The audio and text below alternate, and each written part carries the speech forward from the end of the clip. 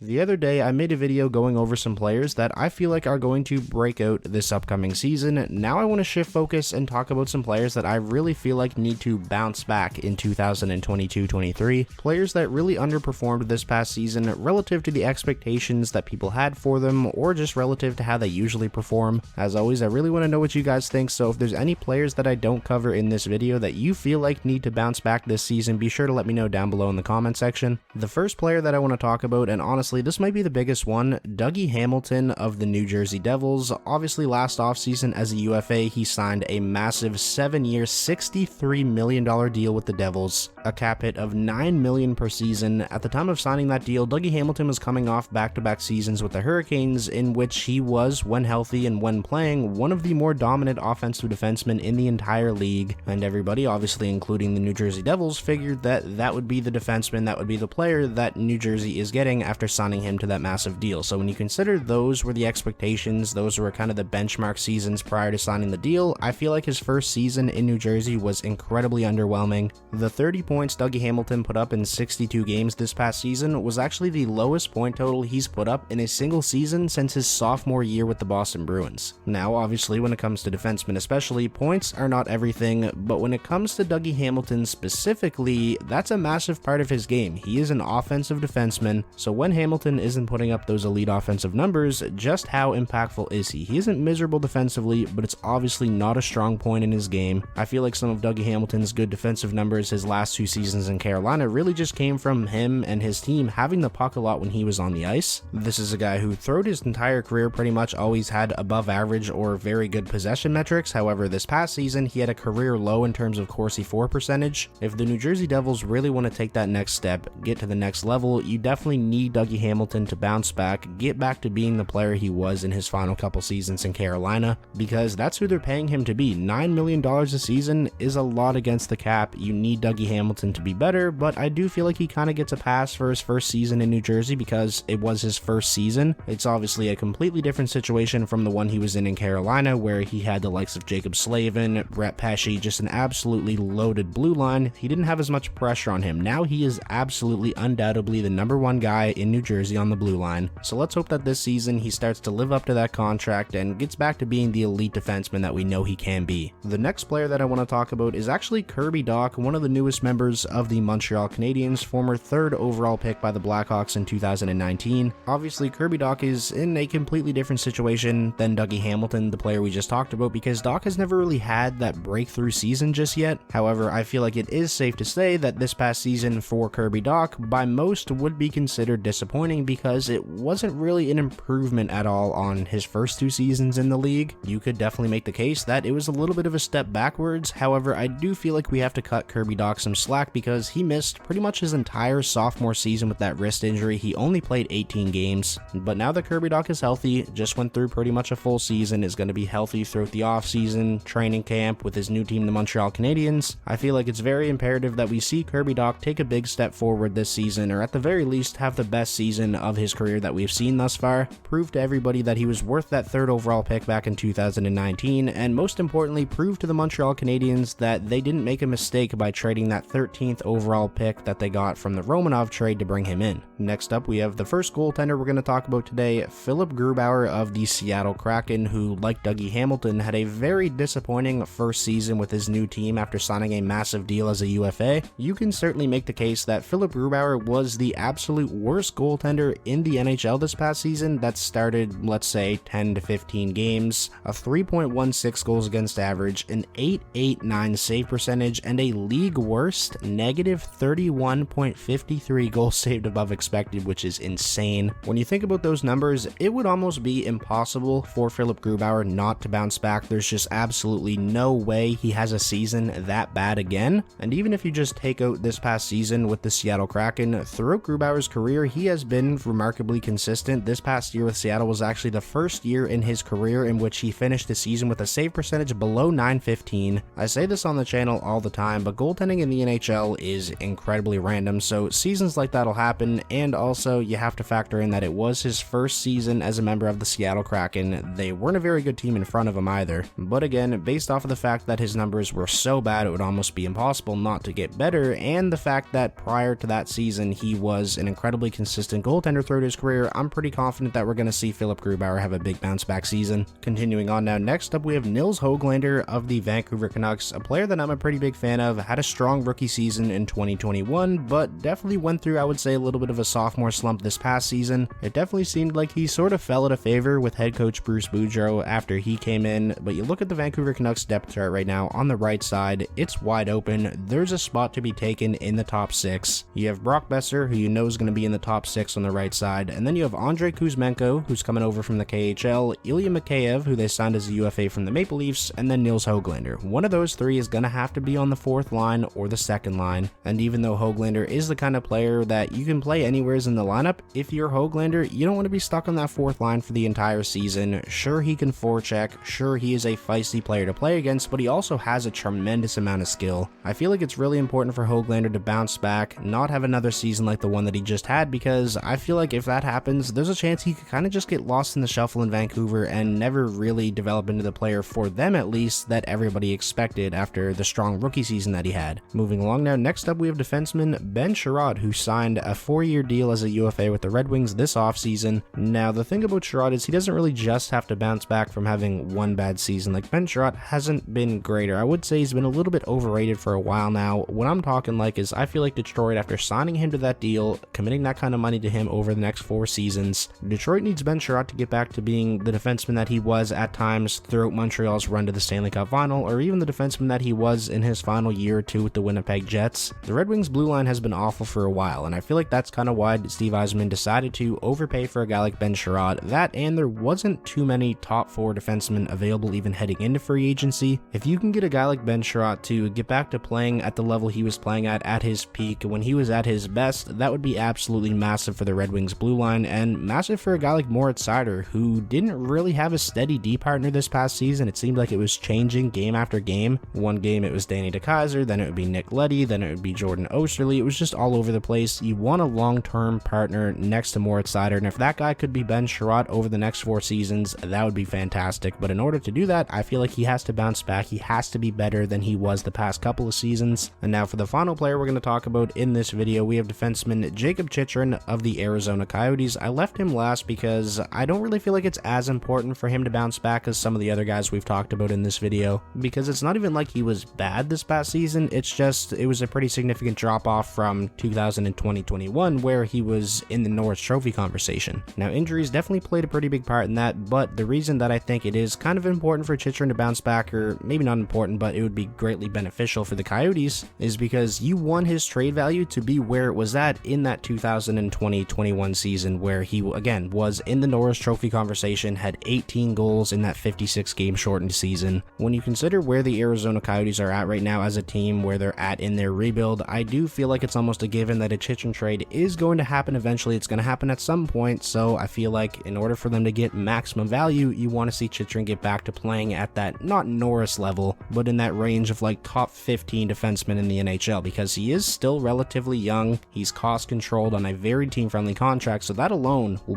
give him a lot of trade value. And then if you get Jakob Chychrun playing at his best, along with those other factors, I feel like the return for him would be ginormous. So that is going to wrap up today's video. Those were NHL players that I feel like need to bounce back this season. Again, like I said at the start, if there's anybody that I didn't talk about today that you feel like need to bounce back this season, be sure to let me know down below in the comment section. And while you're down there, if you could, please drop a like on the video. That is the best way to show your support. And most importantly, if this was your first time checking out the channel and you want more NHL content just like this, be sure to hit that subscribe button, and I'll talk to you all soon.